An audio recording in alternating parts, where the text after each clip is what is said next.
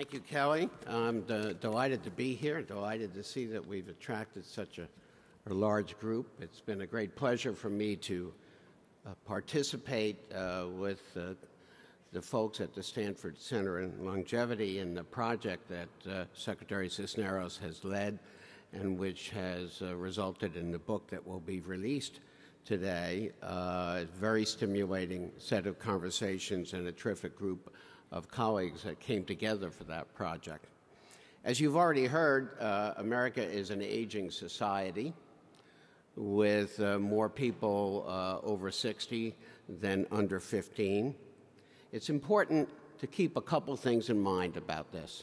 The first is that it is not a transient phenomenon induced by the baby boom that is moving through our population like a swallowed mouse through a snake, and once it gets through, we'll be back where we were. This is a permanent, durable, structural change in the age distribution of our society, induced largely by very significant and ongoing increases in life expectancy.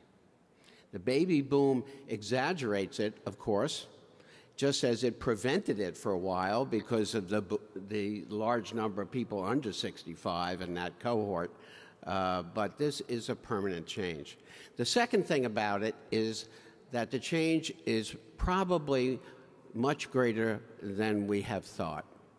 Just this week, again, we get the annual report from the Social Security Administration regarding the trust funds for Social Security benefits and Medicare, and our attention is brought to the projections from the Social Security Administration with respect to life expectancy.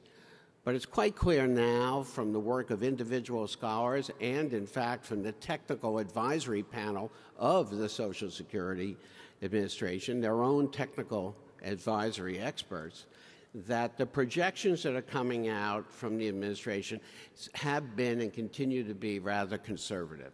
And this is a methodological issue. It's not that they intend to have them be conservative.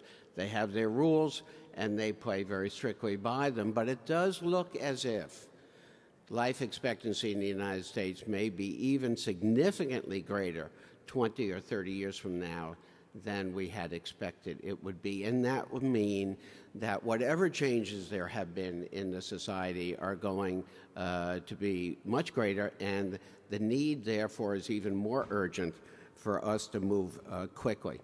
The other thing about this week's conversation, and I'm pleased that we're here today, right 2 days after all the articles about Social Security and Medicare, is that we have a national preoccupation with the concept of equating the challenges and opportunities associated with aging with the Medicare and Social Security trust fund balance. There is a lot more to this issue than the Medicare and Social Security trust fund issue. And I'm here to tell you that if we balance those two trust funds and we don't do anything else in our society, we are in trouble. We are woefully unprepared to deal with the impact of the demographic transformation in this country. The MacArthur Foundation is very concerned about these issues and established several years ago an Aging Society Network, a group of 12 scholars, of which I am one, and Laura Karstensen, who's here and you'll hear from later, is another, from different disciplines working on these issues. And the fundamental view that we have is as follows. The core institutions of our society, which include housing, today's topic, but also include work and retirement and leisure and education and the design of our cities and metropolitan areas, etc. These core institutions of our society were not designed to support a population with the age distribution that we are going to have. And we have to re-engineer these core institutions if they are going to be functional in the future. And that goes far beyond balancing the budget in Social Security and Medicare. As my colleagues and I begin to look at these issues, a couple of things came to us right away. The first is that the unit of analysis has to be the society. This is not just about the elderly. It is about all the generations. It is about society. We're not interested in participating in arguments about whether children get enough support versus the elderly. We're concerned about the function, the equitability, the productivity, the cohesion of our American society. And that is a very different lens. And if you force yourself to use that lens, you come up with different observations and different plans. And I think that's been lacking as we see one agency fight another agency, and people write articles about support, just support kids or just support the elderly or the needs of this group or that group. Very, very important. It's also important to recognize that this demographic transformation brings opportunities as well as challenges. The elderly have a lot to offer. We've untapped these resources up until now, and there's a tremendous amount of wisdom and productivity there. We need to think about the roles of older persons and how to engage them in society, whether through work or through volunteerism. We need to think about the changes in the family, and this is particularly germane to the issues of housing, as you'll see in the volume that you'll see today. Families are changing in America. Younger people are being launched much later than they used to be. They're hanging around the house. Older people are coming back. There are more and more generations in a given household.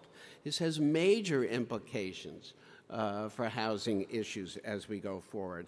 And we have to carefully think about disparities, the widening gap between the haves and the have-nots, and if that is, in fact, tearing at the fabric of our society, and whether or not it's going to get worse if we don't move ahead and fix some of these core structural problems.